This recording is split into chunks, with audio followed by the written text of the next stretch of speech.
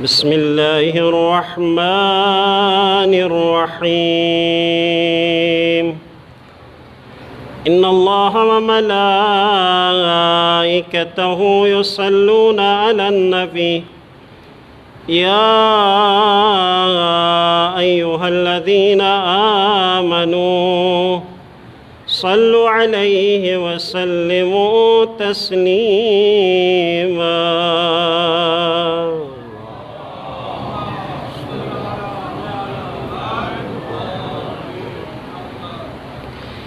بسم الله الرحمن الرحيم اللهم صل على محمد وآل محمد. روي عن فاطمة الزهراء عليها السلام بنت رسول الله صلى الله عليه وسلم قال سمعت فاطمة أنها قالت دخل علي أبي رسول الله في بعض الأيام فقال السلام عليك يا فاطمة فقلت عليك السلام. قال إني أجد في بدني ضعفا فقلت له أعوذك بالله يا أبتاه من الضعف. فقال يا فاطمة ائتيني بالكساء اليماني فغطيتني به فأتيته بالكساء اليماني فغطيته به وسرت أنظر إليه وإذا وجهه يتلألأ كأنه البدر في ليلة تمامه وكماله فما كانت إلا ساعة وإذا بولدي الحسن قد أقبل وقال السلام عليك يا أمه.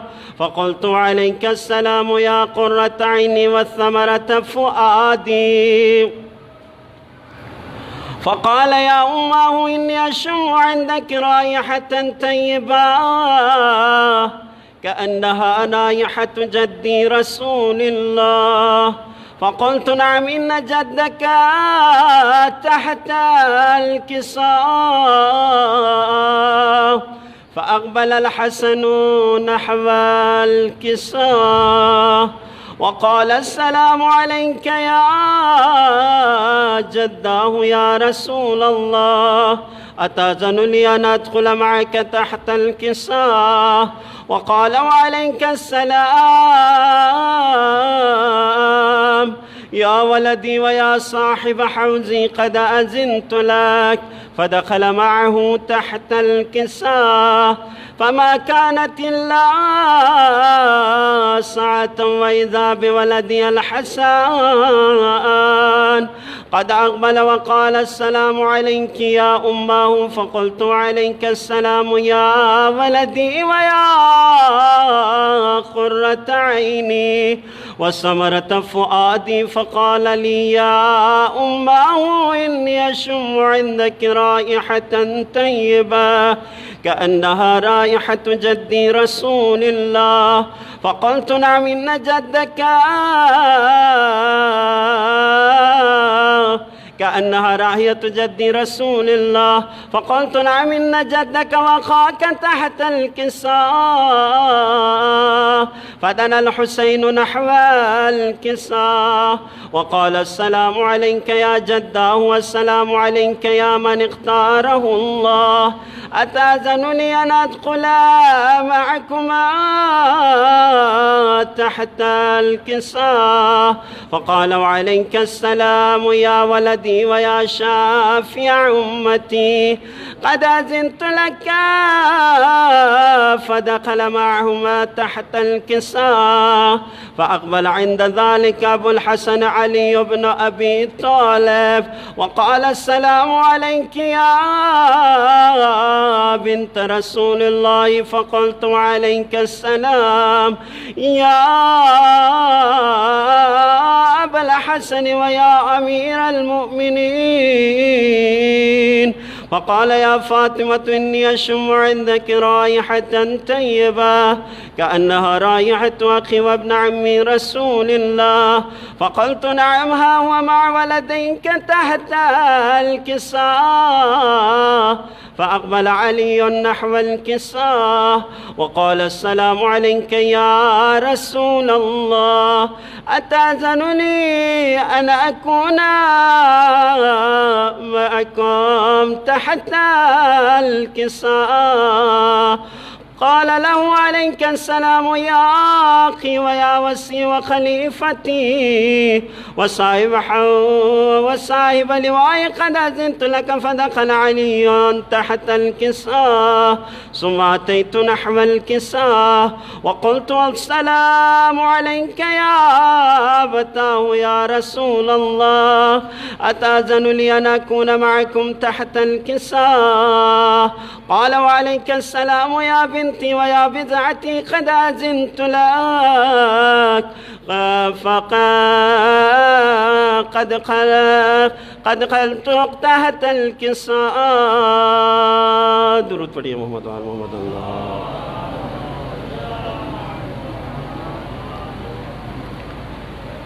قد أذنت لك فدخلت تحت الكساء. فلما اكتملنا جميعا تحت الكساء أخذ أبي رسول الله بطرف الكساء وما بيده اليمنى إلى السماء وقال اللهم إن هؤلاء أهل بيتي وخاصتي وحامتي، لحمهم لحمي ودمهم دمي، يؤلمني ما يؤلمهم ويحزنني ما يحزنهم. أنا حرب لمن حاربهم وسلم لمن سالمهم وعدو لمن عادهم ومحب لمن أحبهم. إنهم مني وأنا منهم، فاجعل صلواتك وبركاتك ورحمتك وغفرانك ورضوانك علي وعليهم، وعذب عنهم الرجس وطهرهم تطهيرا.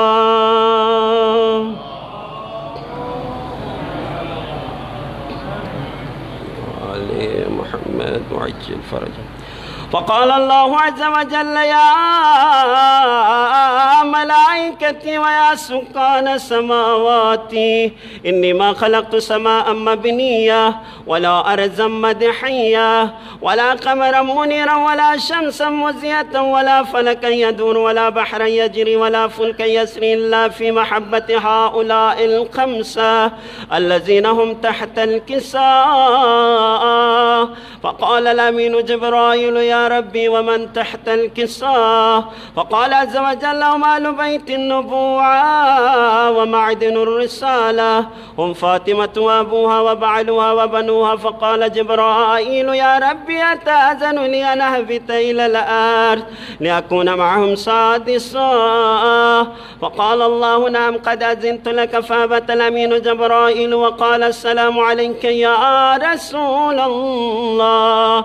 العلي الأعلى يقرأك السلام ويقصك بالتحية والإكرام ويقول لك وعزتي وجلالي إني ما خلقت سماء مبنية ولا أرضا مدحية ولا قمرا منيرا ولا شمسا مزية ولا فلكا يدور ولا بحرا يجري ولا فلكا يسري إلا لأجلكم ومحبتكم. وقد أذن لي أن أدخل معكم فهل تأذن لي يا رسول الله؟ فقال رسول الله عليك السلام يا أمين وحي الله إنه نعم قد أذنت لك. فدخل جبرائيل معنا تحت الكساء فقال لي أبي إن الله قد أوحى إليكم يقول إنما يريد الله ليذهب عنكم الرجس أهل البيت ويطهركم تطهيرا.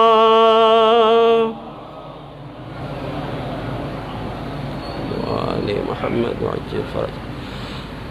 فقال علي لأبي يا رسول الله أخبرني ما لجلوسنا حيزا تحت الكساء من الفضل عند الله. فقال النبي صلى الله عليه وآله والذي بعثني بالحق نبيا واصطفاني بالرسالة نجيا ما ذكر خبرنا هذا في محفل من محافل أهل الأرض وفي جمع من شيعتنا ومحبينا إلا ونزلت عليهم الرحمة وحفت بهم الملائكة واستغفرت لهم إلى أن يتفرقوا. فقال علي عليه السلام إذا والله فزنا وفاز شيعتنا ورب الكعبة.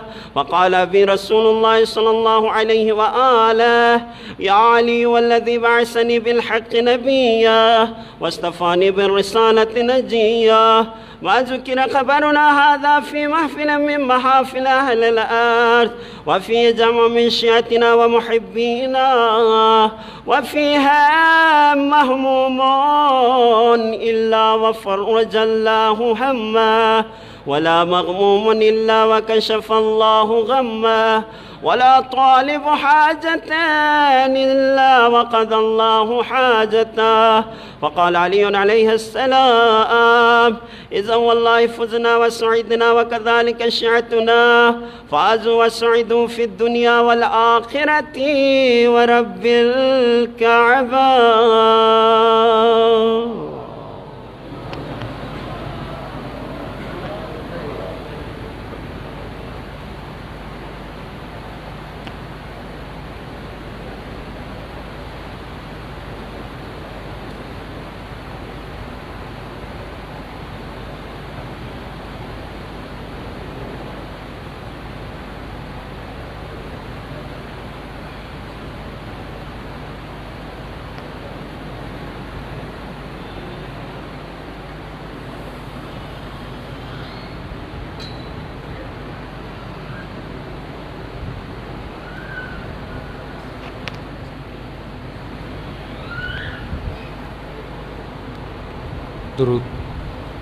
درود پڑھیے محمد و آل محمد.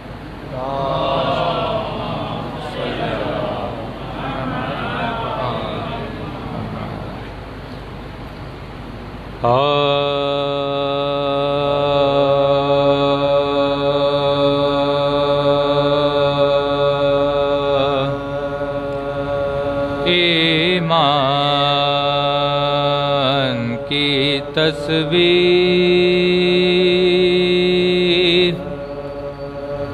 نظر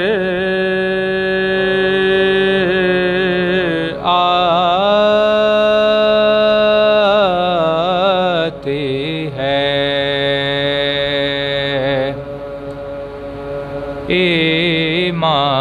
ایمان کی تصویر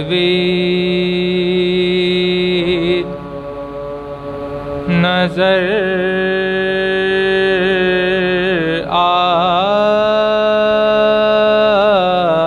آتی ہے. قرآن کی تفسیر نظر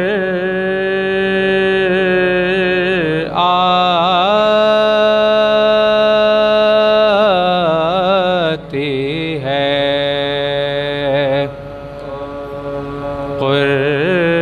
قرآن کی تفسیر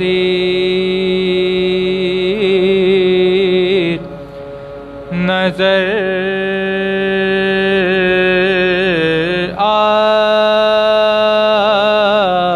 آتی ہے. اللہ تیرے گھر کی فضا اے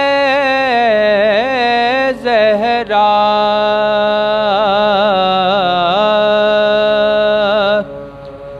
اللہ تیرے گھر کی فضا اے زہرا تطہیر ہی تطہیر نظر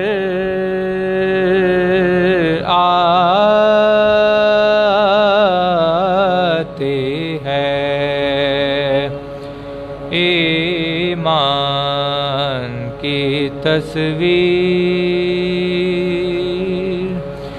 باواز بلند نعرے صلوات۔ اللہم صلی علی محمد وآل محمد وعجل فرجهم۔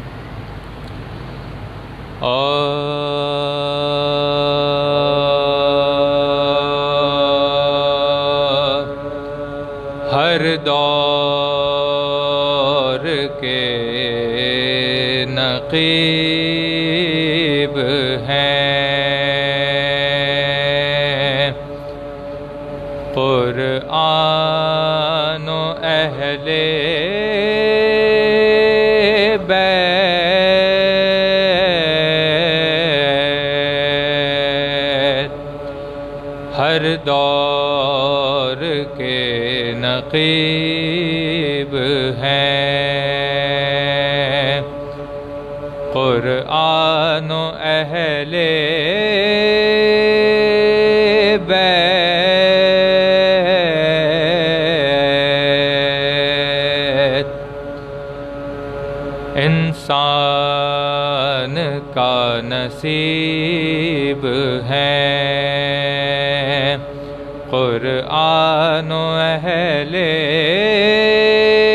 بیت، اللہ کے قریب ہیں، قرآن و اہل بیت،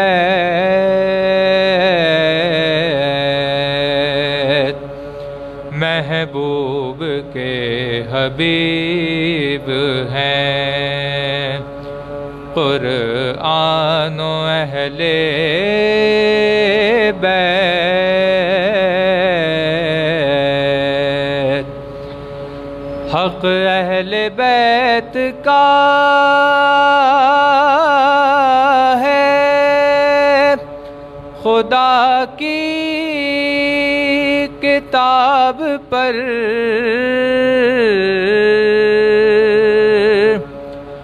حق اہل بیت کا ہے، خدا کی کتاب پر لاکھوں درود آلے رسالت مآب پر، ہر دور کے نقیب ہیں۔ جزاک اللہ۔ جیت علماء کرام کی موجودگی میں نہایت اختصار کے ساتھ ایک ربط مصائب کے لیے سوز اور مرثیے کے 3 سے 4 بند سماعتوں کی نظر کروں گا۔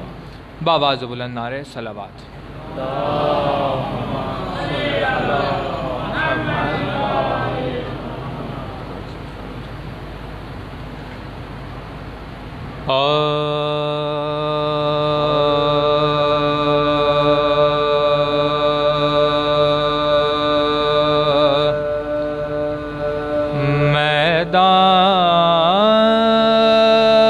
میدان میں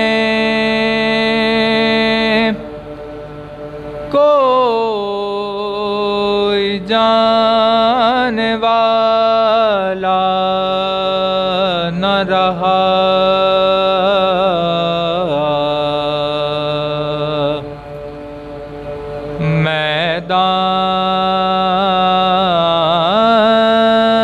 میدان میں کوئی جانے والا نہ رہا،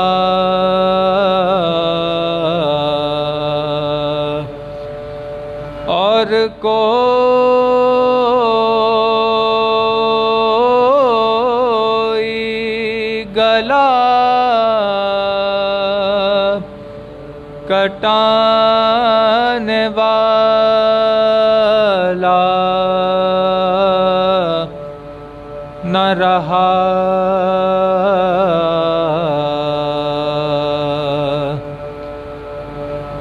جو مارا گیا اس کو اٹھا لائے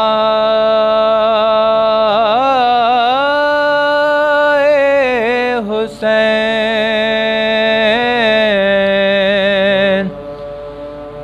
جو مارا گیا اس کو اٹھا لائے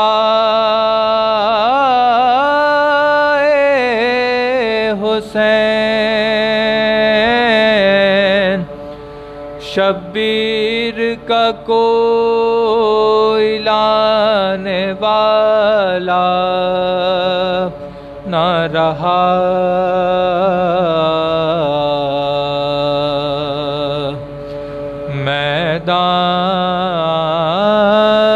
میدان میں فاتحہ۔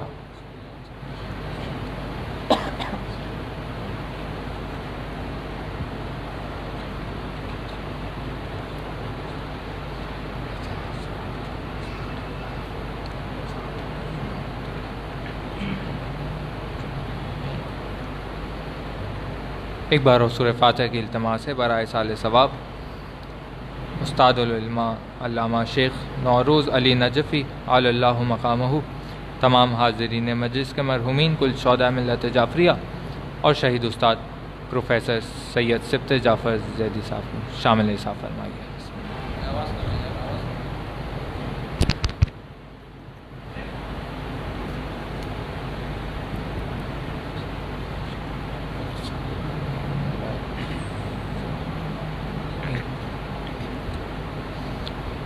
برائے خوشنودی امام حسین علیہ السلام بلند ترین صلوات پڑھیں۔ اللہم صلی علی محمد و آل محمد۔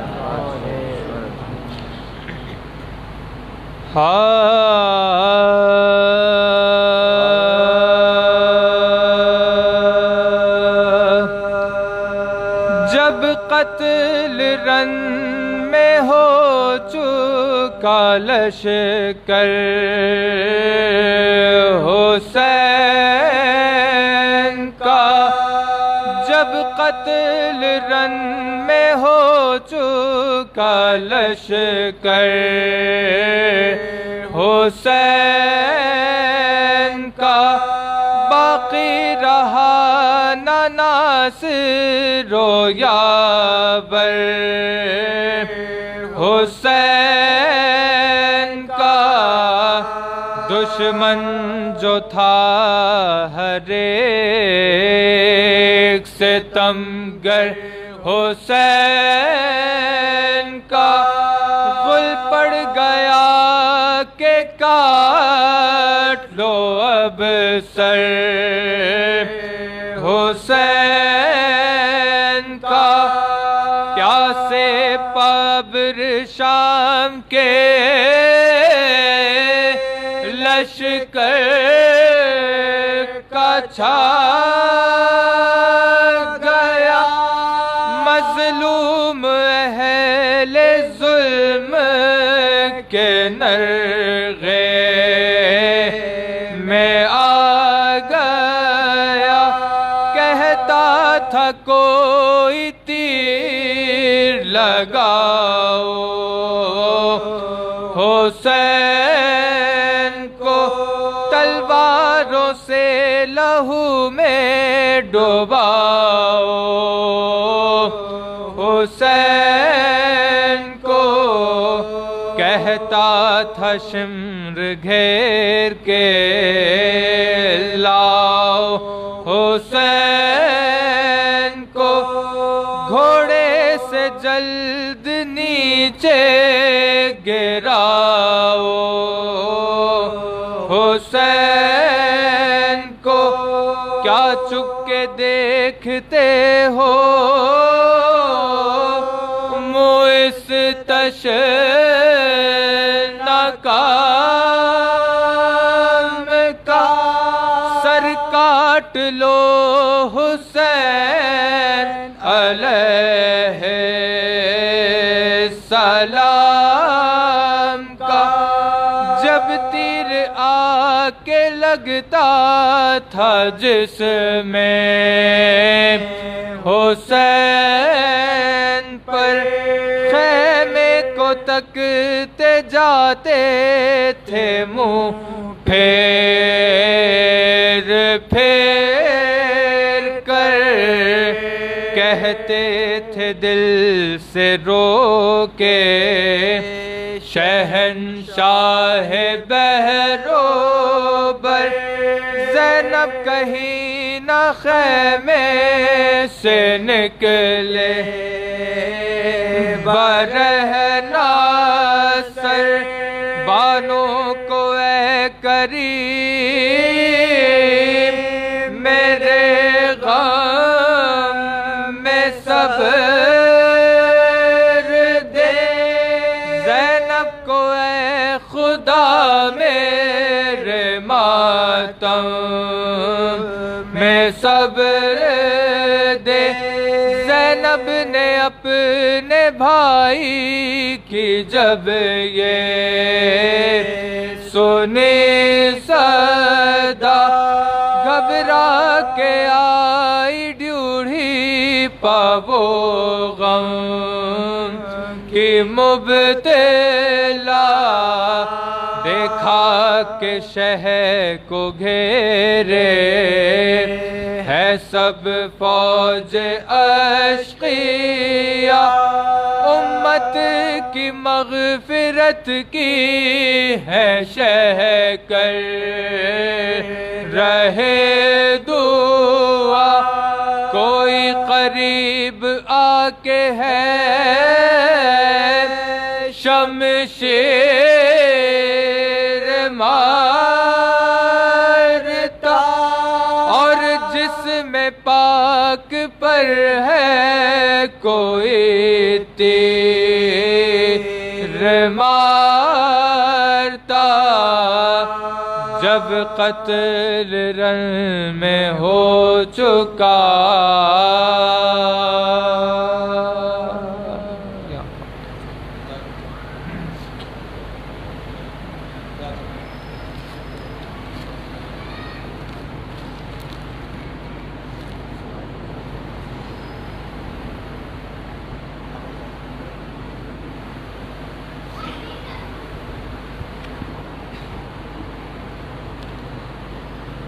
برائے خوشنودی جناب زہرا سلام اللہ علیہا بصدائے بلند صلوات.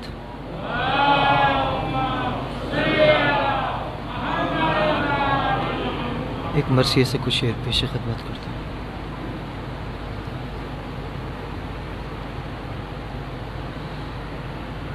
اے خاک کے ذرو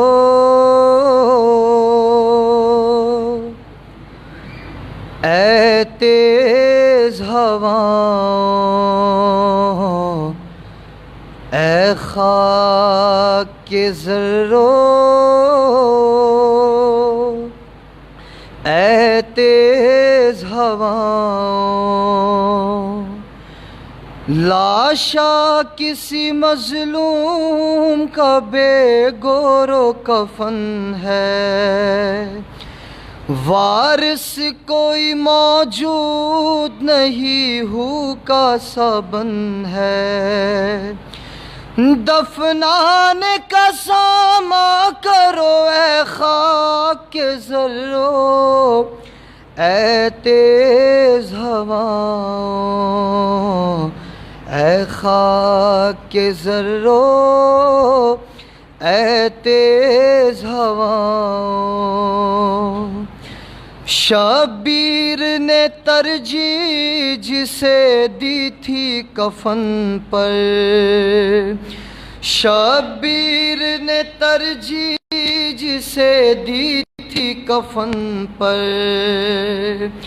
آدھا نے وہ کرتا بھی نہ رہنے دیا تن پر، اب تم کفن اس کا بنو اے خاک ذرو اے تیز ہواؤں، اے خاک ذرو اے تیز ہواؤں۔ بے دردوں نے لاشے کا جب حال کیا ہے، مظلوم کا تن گھوڑوں سے پامال کیا ہے، اعضا کو بکھرنے نہ دو اے خاک ذرو اے تیز ہواؤں، اے خاک ذرو اے تیز ہواؤں۔ اور سر اپنا کٹائے ہوئے جو رن میں پڑا ہے، یہ احمد مختار کی گودی کا پلا ہے، للہ غازیت نہ دو اے خاک ذرو اے تیز ہواؤں، اے خاک ذرو اے تیز ہواؤں۔ اور مارا گیا ہے جو بھی شقی دفن ہوا ہے، مارا گیا ہے جو بھی شقی دفن ہوا ہے، اور سبت پیمبر یوں ہی بے گور پڑا ہے، اور سبت پیمبر یوں ہی بے گور پڑا ہے۔ مٹی شہ بے کس کو دو اے خاک ذرو اے تیز ہواؤں، اے خاک ذرو اے تیز ہواؤں، اے خاک ذرو اے تیز ہواؤں۔ صلی اللہ علی محمد وآل محمد۔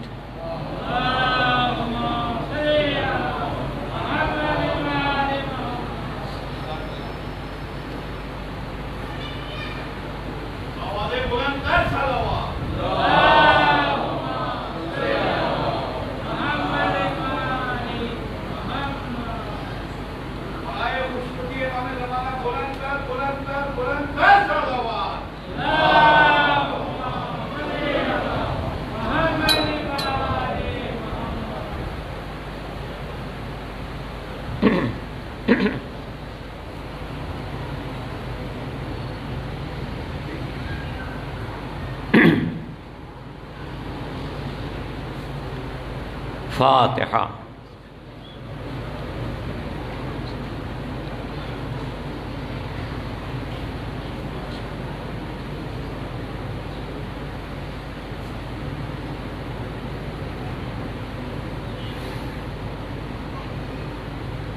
حجت الاسلام مولانا شیخ نوروز علی نجفی صاحب کے لیے الفاتحہ۔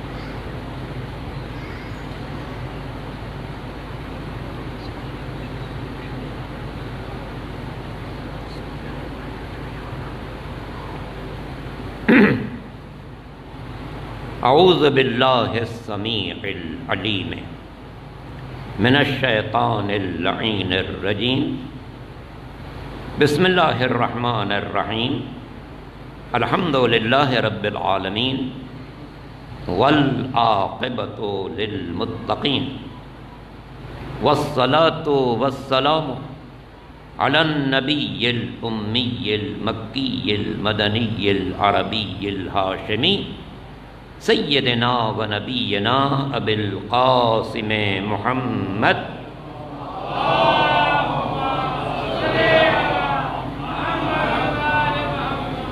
آلہ الطیبین الطاہرین المعصومین المظلومین الغر المیامین الذین اذهب اللہ عنہم الرجس وطہرہم تطہیرا۔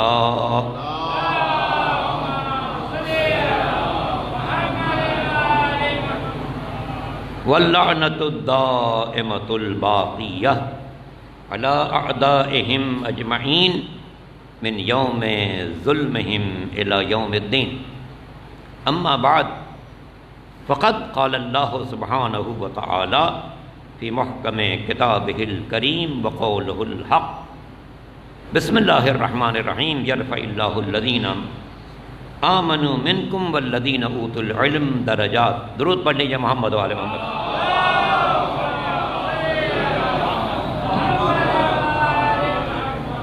تمام علماء کرام کی اجازت سے میں سب سے پہلے مولانا مرحوم کے فرزندان کو اور اہل خاندان کو، ان کے شاگردان کو تعزیت پیش کرتا ہوں، اس دعا کے ساتھ کہ خداوند عالم حجت الاسلام مولانا شیخ نوروز علی نجفی صاحب کی قبر پر اپنی رحمت نازل فرمائے۔ انہوں نے ساری زندگی علم اور دین کی خدمت کی ہے، ان کا بہترین اجر و ثواب عطا فرمائے۔ روز محشر محمد و آل محمد کی شفاعت سے انہیں بلند ترین مقامات نصیب ہوں۔ درود پڑھ لیں محمد و آل محمد۔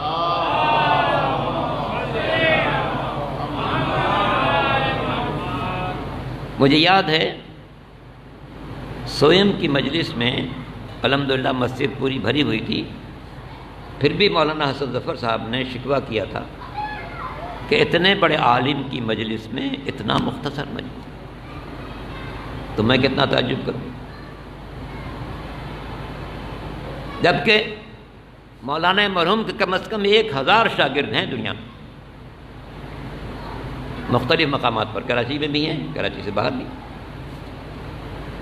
چونکہ ان کی کم از کم 50 سال کی خدمات ہیں، 50 سال انہوں نے شاگردوں کی تربیت کی ہے، مختصر ایسا نہیں ہوتا۔ درس کے ساتھ انتہائی مخلص، غیر معمولی اخلاص، کیونکہ میں خود اس مدرسے میں کچھ عرصے تدریس کر چکا ہوں، اس لیے میں جانتا ہوں، چشمدید ہے۔ وہ صرف تھوڑی دیر کے لیے گھر آیا کرتے تھے، وہ نہ رات کو بھی مدرسے میں رہتے تھے، ان کا دن مدرسے میں، ان کی رات مدرسے میں، ان کی صبح مدرسے میں، ان کی شام مدرسے میں، گویا انہوں نے اپنے آپ کو وقف کر رکھا تھا اللہ کے دین اور دینی درسگاہ کے،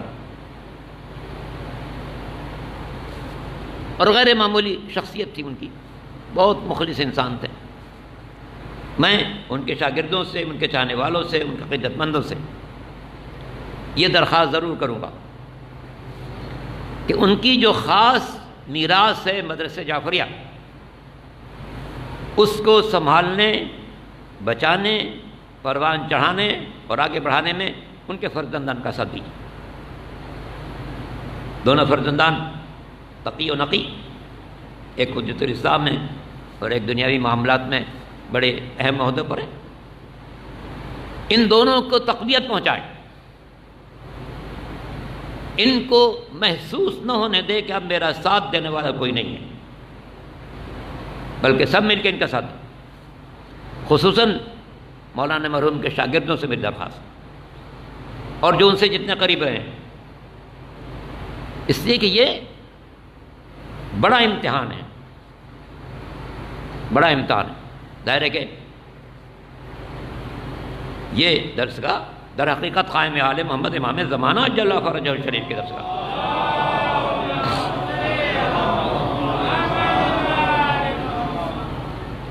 ان درسگاہوں کی حفاظت ہم سب پر فرض ہے، کیونکہ سرکار قائم آل محمد نے اپنے دین کا وارث صاحبان علم کو قرار دیا ہے۔ نہ سرکار دو عالم نے اپنی امت کو بغیر جانشین کو چھوڑا، اور نہ سرکار امام زمانہ نے اپنی قوم کو بغیر ذمہ دار کے چھوڑا۔ انہیں ذمہ دار بنایا ہے۔ کس کو ذمہ دار بنایا؟ چرب زبان لوگوں کو، مجمع باز لوگوں کو، ہیرا پھیری کرنے والوں کو نہیں، صاحبان علم کو۔ جب 10 شوال سن 329 ہجری علی بن محمد سمری امام زمانہ کے چوتھے نائب خاص دنیا سے تشریف لے جانے لگے تو امام سے سوال کیا کہ اب اس منصب کا ذمہ دار کون ہوگا؟ تو کہا اب نہیں، یہ جو خصوصی نیابت تھی اب یہ ختم ہو رہی ہے، اس لیے کہ اب غیبت کبریٰ شروع ہو رہی ہے۔ غیبت خبرا میں، غیبت صغریٰ میں خط و کتابت بھی ہو سکتی تھی، مراسلات بھی ہو سکتی تھی، امانتیں بھیجی جاتی تھیں، جواب آتا تھا، لیکن غیبت کبریٰ میں یہ سلسلہ منقطع۔ تو پھر امام سے سوال ہے کہ پھر جب مشکلات پیش آئیں گی ہم کس کی طرف رجوع کریں؟ تو کیا فرمایا؟ سب جانتے ہیں، اما الحوادث الواقعہ فرجعوا فیہا الی رواة احادیث۔ اب جو تمہیں مسائل پیش آئیں گے ان میں ان علماء کی طرف رجوع کرنا جو ہمارے علم کی نشر و اشاعت کرنے والے۔ فإنہم حجتی وأنا حجت اللہ، وہ میرے نائب ہیں، میں اللہ کا نائب ہوں۔ یہ جو فرمان مقدس ہے، اسی کی بنا پر زمانے کا جو سب سے بڑا مجتہد ہوتا ہے اس کو مرجع کہتے ہیں، جس کی طرف رجوع کیا جائے۔ یہ لفظ مرجع خود ساختہ نہیں ہے، خود امام کے اس فرمان سے نکلا ہے۔ امام نے کہا رجوع کرو، جس کی طرف رجوع کیا جائے وہ مرجع ہے۔ پھر ہم جو زمانے کے بڑے مجتہد کو نائب امام کہتے ہیں، یہ بھی خود ساختہ نہیں ہے، یہ بھی اسی جملے سے، انہم حجتی وانا حجت اللہ، یہ میرے نائب ہے اور میں اللہ کا نائب۔ اور اس عہد غیبت میں دین زندہ رہا ہے تو انہی علماء کی بنا پر جو تقدس، پاکیزگی، ورع، زہد، عبادت اور اخلاص کا مرقع تھے۔ درود پڑھ لیجیے محمد و آل محمد۔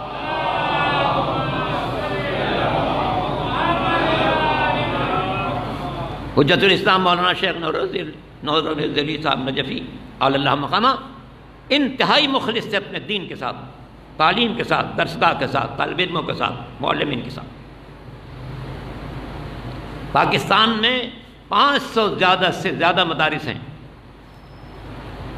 مگر شیخ نوروز صاحب کی شان سب سے الگ ہے۔ عام طور پر مدارس میں جو معلمین ہیں وہ درس پڑھاتے ہیں پھر گھر چلے جاتے ہیں، مگر شیخ نوروز صاحب صبح مدرسہ، دوپہر مدرسہ، شام مدرسہ، رات مدرسہ، دن مدرسہ۔ یہ اخلاص بڑی چیز ہے۔ وَاعْبُدُوا اللَّهَ مُخْلِصِينَ لَهُ الدِّينَ، اللہ کی عبادت کرو دین میں اخلاص کے ساتھ۔ میں 100 رکعت نماز پڑھوں بندوں کو دکھانے کے لیے، سب میرے منہ پر ماری جائے گی، باطل ہو جائے گی۔ 2 رکعت نماز پڑھوں جو صرف اللہ کی خاطر ہو، یہی میری نجات کا ذریعہ بنے گی۔ وَاعْبُدُوا اللَّهَ مُخْلِصِينَ لَهُ الدِّينَ۔ تو شیخ نوروز علی صاحب اخلاص کا پیکر تھے، کوئی کر و فر ان کی زندگی میں نہیں تھا، کوئی شان و شوکت کا مظاہرہ نہیں تھا۔ مخلص تھے اپنے دین کے ساتھ، مخلص تھے درسگاہ کے ساتھ، مخلص تھے طلاب کے ساتھ، مخلص تھے معلمین کے ساتھ۔ اور ایسا اخلاص گھر پر بہت کم آتے تھے، مدرسے میں زیادہ رہتے تھے۔ درود پڑھ لیں محمد و آل محمد۔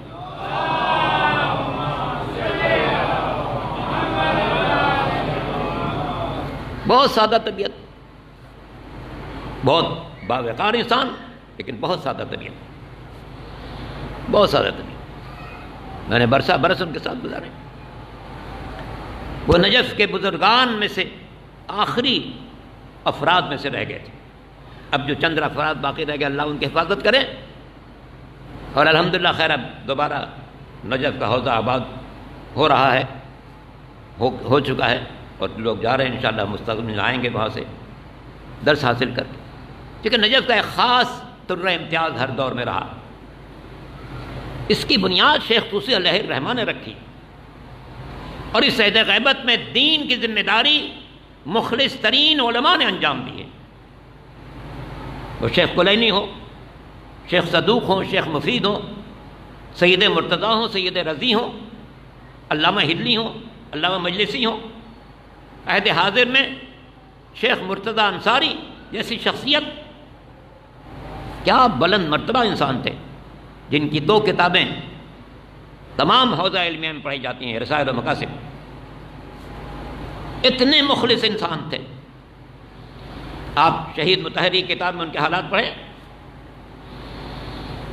جس فقر و تنگ دستی میں مرجعیت شروع کی، آخر وقت تک اسی فقر و تنگ دستی میں رہے.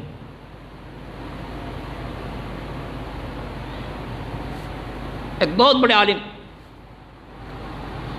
سید حسین مسجد میں درس دیا کرتے تھے اور غیر معمولی مجمع ہوتا تھا لوگوں کا. قم کی مسجد. انہوں نے دیکھا ایک گوشے میں ایک بہت ہی ضعیف انسان معمولی لباس میں بیٹھا ہوا چند شاگردوں کو پڑھا رہا.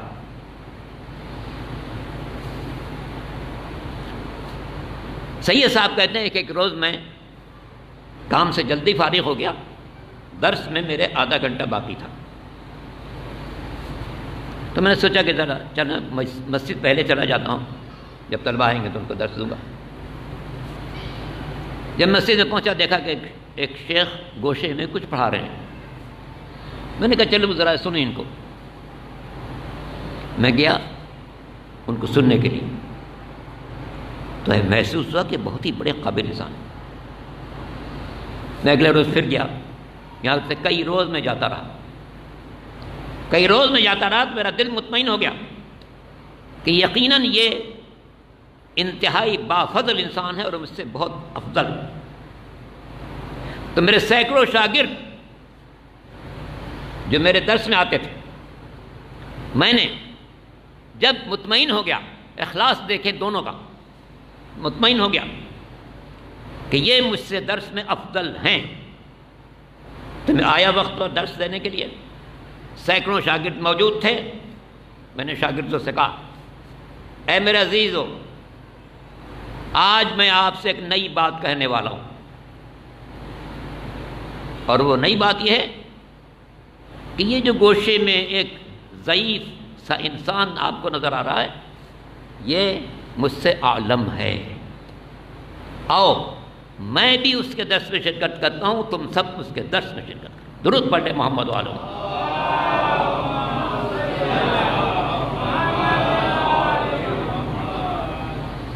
ایک بات اور، جب شیخ مرتضی انصاری کے استاد دنیا سے رخصت ہوئے تو حوض علمیہ کے تمام علماء ان کی خدمت میں حاضر ہوئے اور کہا کہ جناب، آپ کے استاد دنیا سے جا چکے ہیں، اب آپ عالم وقت ہیں،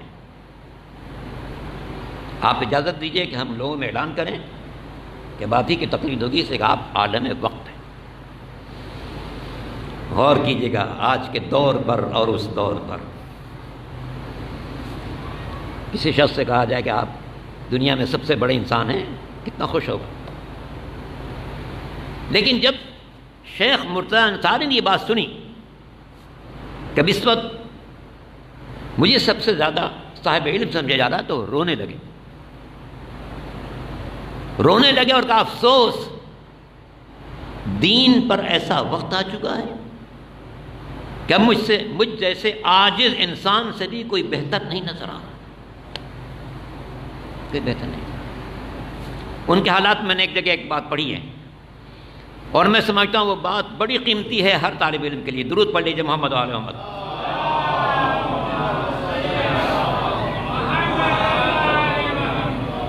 ظاہر عالم وقت کا مطلب کیا ہے کہ اب کسی سے پوچھنے کی گنجائش نہیں ہے. کہتے ہیں کہ جب میں کسی مشکل گتھی میں پڑ جاتا تھا، کسی سے مسئلہ حل نہیں ہوتا تھا، کتاب سامنے مطلب سمجھ نہیں آتا، ایک کتاب کھولی، دوسری کھولی، تیسری کھولی، مطلب نہیں سمجھ میں آیا، تو میں کتابوں کو بند کر دیتا تھا، جا کے بہت اطمینان سے وضو کرتا تھا، مصلی پر 2 رکعت نماز پڑھتا تھا، نماز حاجت، اور خدا سے کہتا تھا پالنے والے میرے اس مسئلے کو حل فرما. کہتے جب اس نماز کو پڑھنے کے بعد میں دوبارہ اس کتاب کو کھولتا تھا تو مطلب اتنا آسان ہو جاتا تھا کہ میں سوچتا تھا کہ اب تک میں پریشان کیوں تھا. درود پڑھ لے محمد علیہ.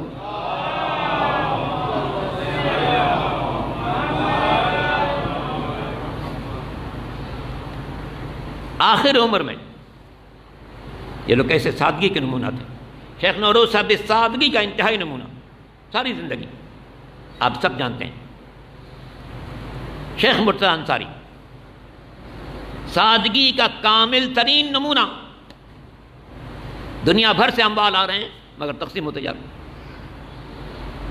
اور خود وہی تنگ دستی جو زمانے طالب علمی میں تنگ دستی تھی وہی مرجعیت اعلیٰ میں تنگ دستی. پھر کہا جناب یہ کیا ہے؟ آپ مرجع اعلیٰ ہیں, ساری دنیا سے امانتیں آپ پاس پہنچتی ہیں مگر آپ کی تنگ دستی ویسی نظر آ رہی. عجیب جملہ کہا انہوں نے. کہنے میری حیثیت ایک حمال کی ہے. حمال کون ہے؟ جو یہاں کا سامان اٹھا کے وہاں پہنچاتا ہے. میری حیثیت ایک حمال کی ہے. جن لوگوں پر خمس و زکوٰۃ واجب ہوتا ہے وہ مجھ تک پہنچاتے ہیں تاکہ میں اسے مستحق لوگوں تک پہنچاؤں.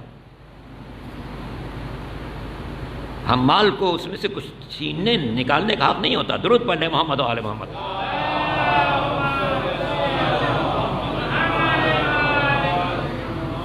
ایسے علماء کے ذریعے دین زندہ رہا ہے. مجھے بڑا تعجب ہوتا ہے ان تمام لوگوں پر جنہیں ذکر اہل بیت کی سعادت نصیب ہو اور وہ اس کے لیے شرائط معین کریں. اس کی شرائط میں جناب یہ دو تو میں پڑھوں گا, یہ دو تو پڑھوں گا, یہ القاب میرے ہونا چاہیے, ایسا اعلان میرا ہونا چاہیے, ایسا لفافہ میرا ہونا چاہیے. اسے سعادت سمجھو کہ اللہ نے تمہیں ذکر آل محمد کا شرف بخشا, اس پر شکر ادا کرو, نہ کہ بندگان خدا سے اس کا معاوضہ طلب کرو. معاوضہ اس سے مانگو جو سب کچھ دینے والا ہے, ان سے مت مانگو جو کچھ نہیں دے سکتے. درود پڑھ لیجئے محمد و آل محمد.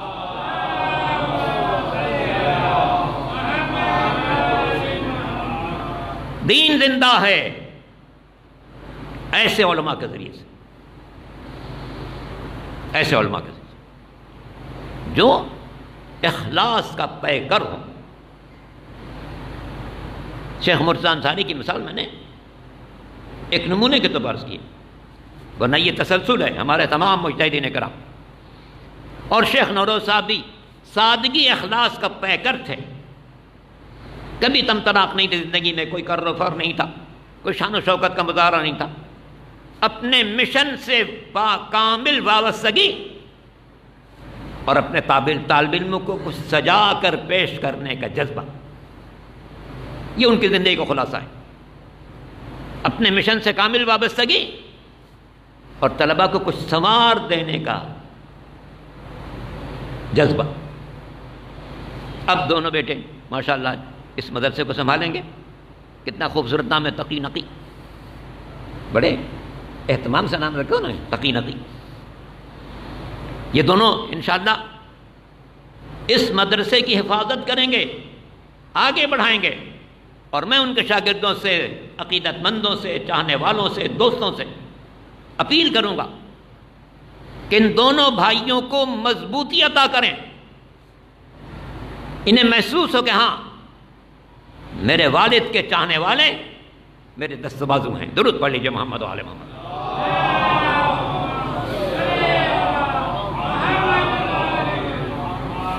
مدرسے جعفریہ ایک نام ہے, اور انشاءاللہ اب ان کے جو فرزند ہیں آپ کے سامنے تشریف فرمائیں, اس کو اور نکھاریں گے اور آگے بڑھائیں گے.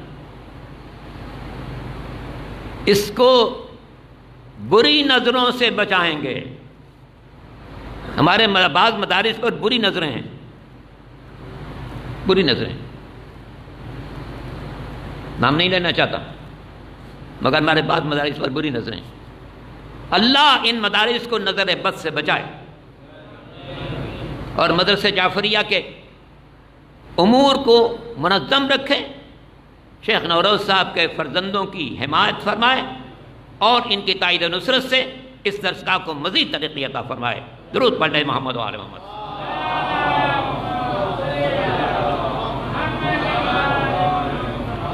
قدرت کا وعدہ یرفع اللہ الذین آمنوا منکم والذین اوتوا العلم درجات، اللہ سربلند رکھے گا انہیں جو صاحبان ایمان ہیں، اور جو صاحبان علم ہیں ان کو درجات عطا کرے گا، درجات عطا کرے گا۔ غور کر لیجئے، عہد غیبت میں جو شروع ہوا سن 329 سے، صغرا تو شروع ہوا 260 سے، لیکن غیبت کبریٰ شروع ہوا 329 ہجری سے۔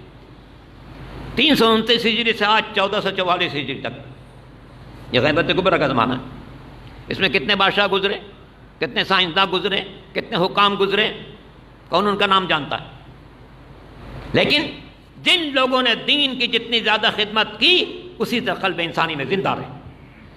شیخ کلینی زندہ رہیں گے، شیخ صدوق زندہ رہیں گے، شیخ مفید زندہ رہیں گے، سید مرتضی زندہ رہیں گے، سید رضی زندہ رہیں گے، علامہ ہلی زندہ رہیں گے، علامہ مجلسی زندہ رہیں گے، آقا محسن حکیم زندہ رہیں گے، آقا برجردی زندہ رہیں گے، آقا ابوالحسن اصفہانی زندہ رہیں گے، آقا سید کاظم یزدی زندہ رہیں گے، آقا ابوالقاسم خوئی زندہ رہیں گے، آقا خمینی زندہ رہیں گے، آقا سیستانی زندہ رہیں گے، آقا خامنئی زندہ رہیں گے،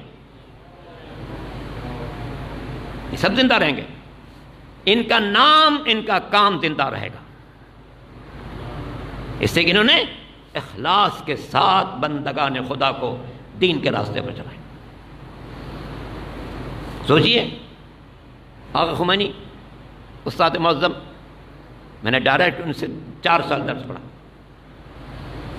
ایک انتہائی سادہ انسان، جس زمانے میں عراق اور ایران میں جنگ ہو رہی تھی 7 ملکوں کے سربراہ گئے تھے ملاقات کے لیے، دوپہر کا وقت ہو گیا، سب نے خواہش کی قبلہ آپ کے خدمت میں نماز پڑھی جائے، نماز ہو گئی تو دسترخوان بچھا دیا گیا۔ آقا نے کہا بھئی آپ کھانا بھی ہمارے ساتھ کھائیے، دسترخوان بچھا دیے گئے، پلیٹیں رکھ دی گئیں، اور چاول تو وہاں کی عام غذا ہے، ہر ایک آدمی کے لیے 1 پلیٹ چاول آتی، روٹی، شوربہ اور دہی، یہ تھی دعوت۔ روٹی کے ساتھ 1 پیالے میں دہی اور 1 میں شوربہ، یہ تھی دعوت 7 سربراہان مملکت۔ ان بادشاہوں نے، سب بادشاہ تھے اپنے ملک کے، نام بادشاہ نہیں تھا لیکن ہیں بادشاہ، ہمارے سارے حکم اپنے کو بادشاہ سمجھتے ہیں۔ درود پڑھ لیں محمد و آل محمد پر۔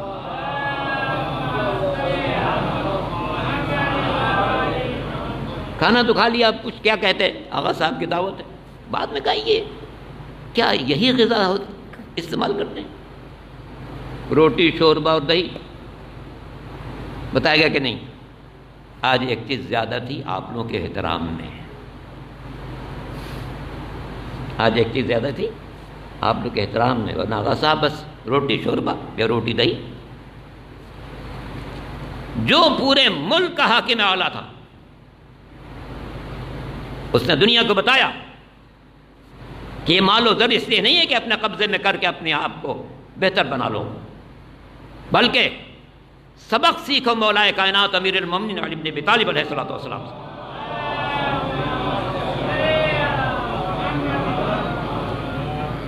کہ جب 39 ملکوں کے حاکم اعلیٰ تھے تب بھی ان کی غذا کیسی تھی کہ اگر کھانا بیٹھیں اور فقیر کو کہیں آ بیٹھ تم بھی شریک ہو جاؤ، فقیر آیا، اس نے لقمہ توڑا، ٹوٹ نہیں سکا، اٹھ گیا۔ یہ ہے غذا اس کی جو 39 ملکوں کا سربراہ ہے۔ لباس کیسا تھا؟ اتنے پیبند لگ چکے تھے ابا میں کہ فرماتے تھے اب اس میں اگر رفوگر کے پاس لے جاؤں، پوچھتا مولا اس میں رفو بنانے کی جگہ کہاں باقی ہے؟ گھر کیسا تھا؟ میں پورے وثوق کے ساتھ کہتا ہوں دنیا کے 200 سے زیادہ مالک میں کوئی حکمراں آپ کو ایسا نہیں مل سکتا جس کی غذا حکومت ملنے کے بعد معمولی ہو، حکومت ملنے سے پہلے بہتر رہی ہو۔ کوئی حکمراں نہیں مل سکتا جس کا لباس حاکم بننے سے پہلے بہتر رہا ہو، حاکم بننے کے بعد بوسیدہ ہو گیا ہو، جس کی رہائش حاکم بننے سے پہلے بہتر رہی ہو، حاکم بننے کے بعد مختصر ہو گئی۔ کوئی نہیں ملے گا پوری انسانی تاریخ میں۔ ہاں ملے گا صرف اور صرف مولا کائنات امیر المومنین علی بن ابی طالب علیہ السلام کے لیے۔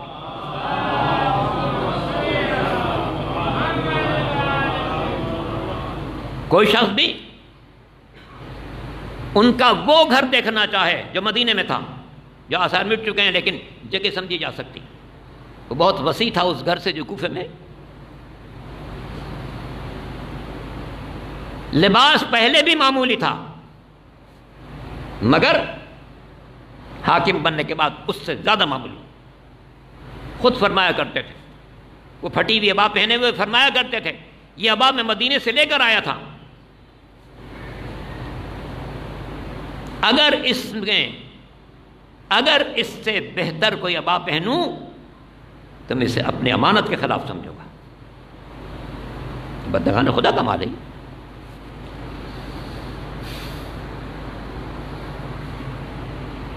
اور غذا میں نے جیسا عرض کیا کہ فقیر شریک ہو تو روٹی ٹوٹ نہ سکے۔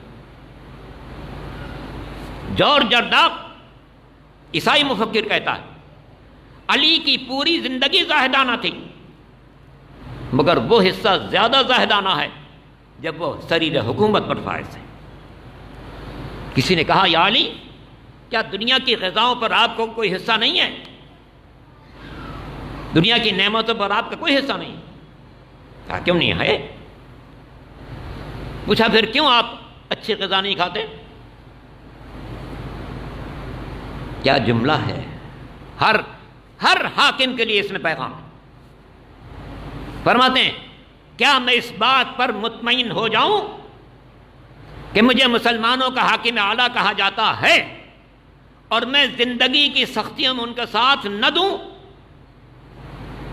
کیا یہ ہو سکتا ہے کہ میں اچھی غذا کھاؤں اور ترک و یمامہ میں دور دراز کے علاقے میں کوئی بیوہ نان شبینہ کی محتاج ہو؟ اس میں پیغام ہے ہر حاکم کے لیے۔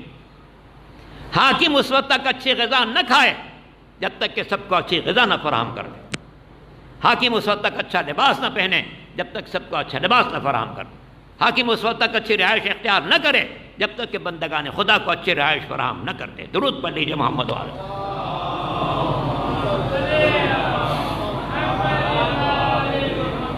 دل گواہی دیتا ہے مولا آپ کل بھی بے مثال تھے، آج بھی بے مثال ہیں، قیامت تک بے مثال ہیں۔ از علی آموز اخلاص عمل، علی سے سیکھو۔ کائنات انسانی میں علی وہ ذات ہے، منبر پر ان سے بڑا خطیب نہیں ہے، مسند قضا پر ان سے بڑا منصف نہیں ہے، محراب عبادت میں ان سے بڑا عبادت گزار نہیں ہے، اور میدان جنگ میں ان سے بڑا سورما نہیں ہے۔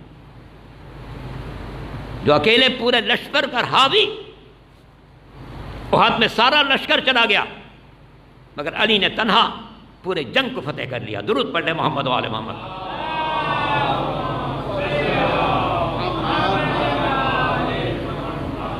تو مالک کے دو جہاں نے ہم پر کرم کیا کہ علی اور اولاد علی سے وابستہ کرا۔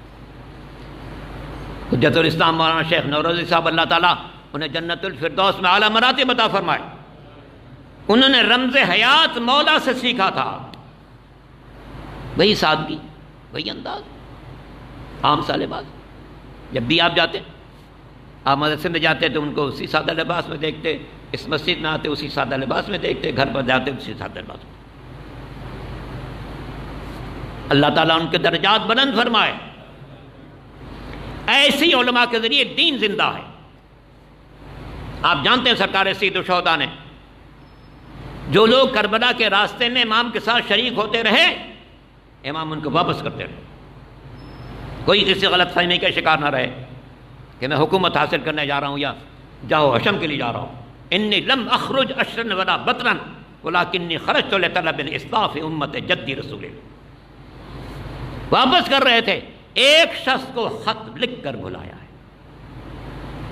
امام نے راستے میں جو لوگ شریک ہوتے رہے واپس کرتے رہے، غلط فہمی میں نہ رہنا، ہم سر کٹانے جا رہے ہیں۔ ایک شخص کو خط لکھ کر بلایا ہے، اور وہ کون ہے؟ حبیب ابن مظاہر۔ کیا لکھا؟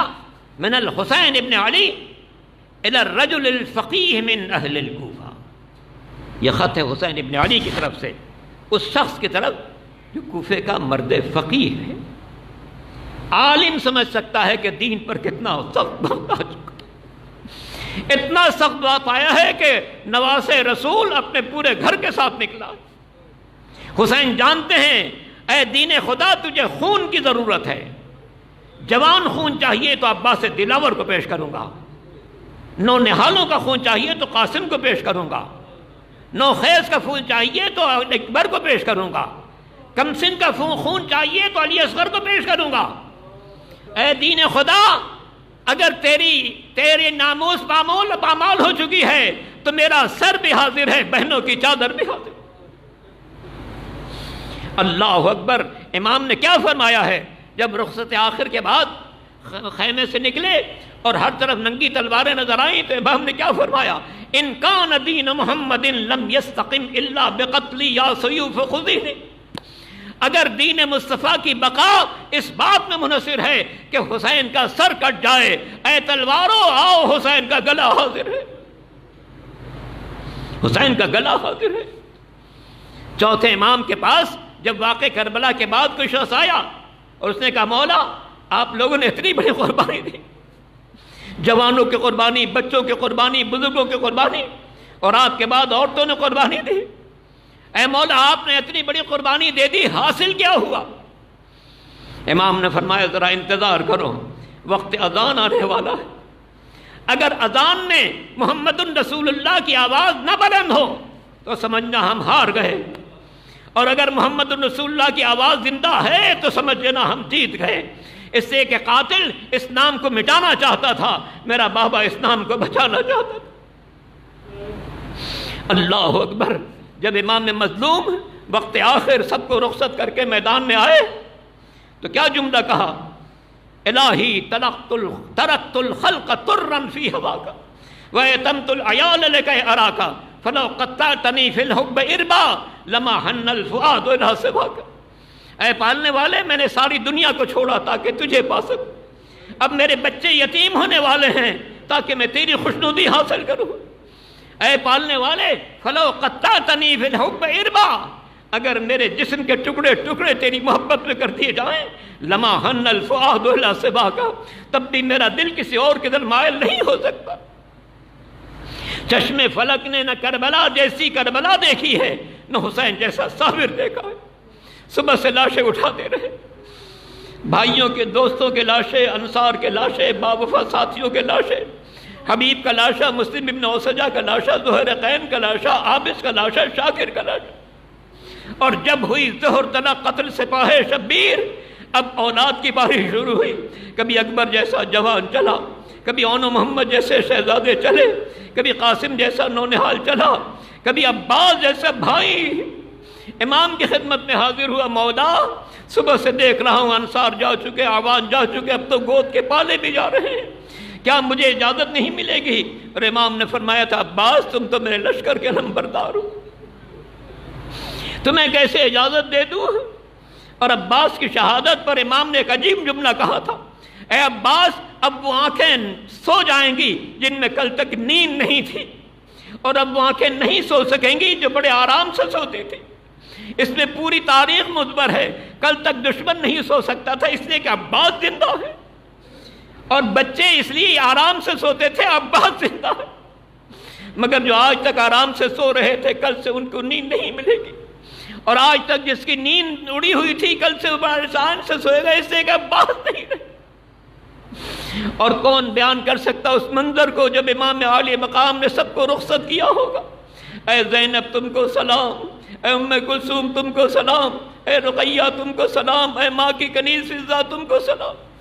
سب کو رخصت کر رہے ہیں، اور اس کے بعد بیمار بیٹے کے پاس آئے، اے بیٹا بابا بھی جا رہا ہے، اب تمام ذمہ داریاں تمہارے سپرد ہیں، عجب نہیں فرمایا ہوگا بیٹا تمہارے ہاتھوں میں ہتکڑیاں ہو صبر کرنا، پیروں میں بیڑیاں ہو صبر کرنا، کمر میں لنگر ہو صبر کرنا، گلے میں توقے خاردار ہو صبر کرنا، اے بیٹا کوفہ و شام کا دربار ہو صبر کرنا۔ چونکہ سید الساجدین مصلحت الہی کے تحت شدید بیمار تھے، اٹھ نہیں سکتے تھے، پوچھا بابا آپ کیوں جا رہے ہیں؟ حبیب ابن مظاہر کہاں ہے؟ فرمایا شہید ہو گئے۔ مسلم ابن اوسجہ کہاں ہے؟ شہید ہو گئے۔ امام ایک ایک کو پوچھتے جا رہے ہیں، چوتھے امام ایک ایک کو پوچھتے جا رہے ہیں، امام مظلوم بتاتے جا رہے ہیں وہ بھی شہید ہو گئے، یہاں تک کہ خاندان کے جوانوں کی بات شروع ہوئی، عباس دلاور کہاں ہے؟ فرمایا شہید ہو گئے۔ قاسم کہاں ہے؟ شہید ہو گئے۔ ایک ایک جوان کو پوچھ رہے تھے، جناب زینب فرماتی ہیں ایک ایک جوان کو سید الساجدین پوچھ رہے تھے اور میرے بھائی کہہ رہے تھے وہ بھی شہید ہو گئے، مگر جب بیمار کربلا نے پوچھا اے نا اخی علی الاکبر، اے بابا میرا بھائی علی اکبر کہاں؟ تو امام عالی مقام کے دل پر علی اکبر کا ایسا صدمہ تھا کہ زبان سے یہ نہ کہہ سکے کہ وہ بھی شہید ہوئے، بس اتنا فرمایا اے بیٹا اتنا سمجھ لو مردوں میں تمہارے اور میرے علاوہ کوئی باقی نہیں رہا۔ اجرکم علی اللہ عزیزان محترم، اس سال ثواب کی مجلس سے شہر کے مختلف علاقوں سے لوگ آئے ہوئے ہیں، جانے والے کا حق ہے، جانے والے کا حق ہے کہ اس کے اولاد کو پرسا دیا جائے۔ آپ نے کہیں نہیں دیکھا ہوگا کہ اگر کسی گھر سے جنازہ اٹھ جائے تو گھر کو آگ لگا دی جائے، مگر یہ کربلا کا میدان ہے جہاں پر لاشیں زمین پر بکھری ہوئی ہیں اور بیبیاں جن خیموں میں جمع انہیں آگ لگائی جا رہی ہے۔ ایک خیمہ جلتا ہے بیبیاں دوسرے خیمے میں چلی جاتی ہیں، جب دوسرا خیمہ جلتا ہے تیسرے خیمے میں چلی جاتی ہے، یہاں تک کہ ظالم نے 8 خیمے جلا دیے، 9واں خیمہ باقی رہ گیا، ساری بیبیاں اس خیمے میں جمع ہو گئی، ظالم نے اسے بھی آگ لگا دی۔ جناب زینب نے بیمار کربلا سے پوچھا اے بیٹا تم امام وقت ہو، بتاؤ ہم اسی خیمے میں رہیں یا باہر نکل چلیں؟ امام نے فرمایا پھپھی جان باہر نکل چلیے، گویا بتانا چاہتے ابھی تو شام کے پیغام تک پہنچانا ہے۔ عزیزان محترم، ہمارے برادران عزیزان، تقی اور نقی نے اپنے بابا کا جب انتقال ہوا بڑے احترام سے غسل دیا گیا، ہزاروں کی موجودگی میں نماز جنازہ ادا کی گئی، قبرستان میں آرام سے اتارا گیا۔ کتنا سکون ملتا ہے بیٹے کو اگر وہ محسوس کرے کہ میں نے اپنے بابا کی آخری خدمت انجام دے دی، مگر میں نہیں سمجھتا کہ جب چوتھے امام خیمے سے نکلے ہوں گے، چلتے ہوئے خیمے سے نکلے ہوں گے اور یہ منظر دیکھا ہوگا کہ زمین گرم پر بابا کا لاشا تڑپ رہا ہے، نوکے نیزہ پر سر مبارک تلاوت کر رہا ہے، عجب نہیں چوتھے امام نے بابا کے سر کو مخاطب کیا ہوگا السلام علیکم یا ابا عبداللہ، اے میرے بابا بیمار کا سلام قبول کرے، اے بابا آپ کو قبر میں اتارے بغیر جا رہا ہوں، اے بابا شام کا بازار ہوگا، کوفے کا دربار ہوگا، آپ کی بہنیں بے مقرع و چادر ہوں گی، اے بابا ہماری دادی کا جنازہ رات کی تاریکی میں اٹھایا گیا، مگر ان کی بیٹیوں کو رسیوں میں جکڑ کر بازاروں میں گزارا جائے گا۔ افلاک سے آواز آ رہی تھی واہ حسین واہ حسین واہ حسین، ہائے حسین۔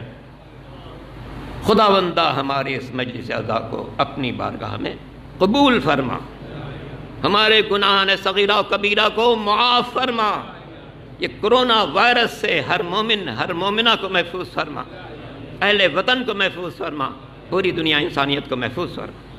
متعدد علماء کرام ماشاءاللہ تشریف فرما ہیں، ان سب کی توفیقات میں اضافہ فرما، ان سب کو دشمنوں کے شر سے محفوظ فرما۔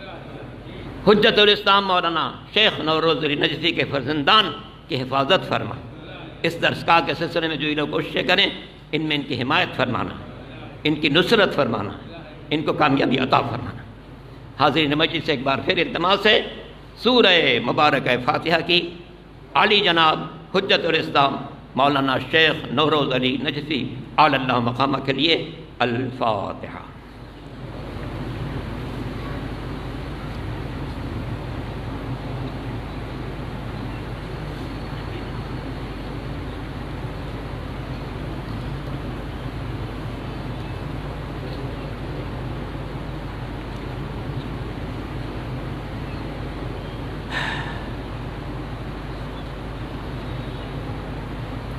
خدا بندہ تجھے پنجتن پاک میں تاریں چادہ معصومین کا واسطہ اس مجلس اعزا کا اجر و ثواب حجت الاسلام مولانا شیخ نوروز علی نجفی کی روح کو عطا فرما، ان کی قبر کو منور فرما، ان کے حسنات میں اضافہ فرما، انہوں نے جتنی خدمات انجام دی ان کا انہیں بہترین اجر و ثواب عطا فرما، جنت الفردوس کی نعمتوں سے سرفراز فرما، ان کے فرزندان کو کامیاب و کامران فرما، ان کے عقیدت مندوں کو صبر جلیل کرامت فرما، روز محشر ہم سب کو محمد و آل محمد کی شفاعت نصیب فرما۔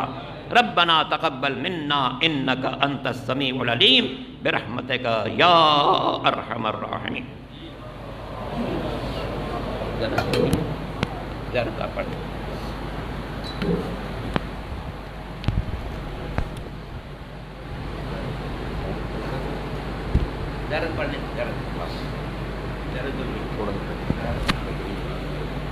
مجھے شکریہ کے کلمات ادا کرنے کے لیے کہا گیا ہے بانیان مجلس کی طرف سے اور شیخ صاحب کے فرزندان کی طرف سے۔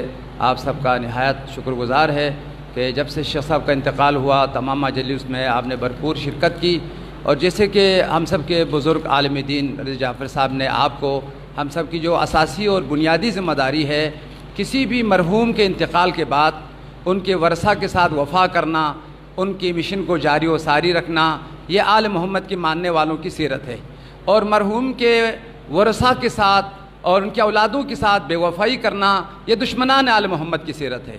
سرور کائنات کا فرمان ہے، مولا کائنات کا بھی فرمان ہے، احب الاعمال ما ادومہ، بہترین عمل وہ ہے جس کو جاری اور ساری رکھا جائے۔ لہٰذا میری یہ خواہش ہے جیسے کہ شیخ آغا صاحب نے فرمایا کہ آپ سب کی جو ذمہ داری ہے اس عظیم عالم کے ساتھ وفاداری، دوستداری اور ان کی شخصیت کا احترام اس میں ہے، ہم ان کی خدمات کو صرف ان کی زندگی تک محدود نہ رکھیں۔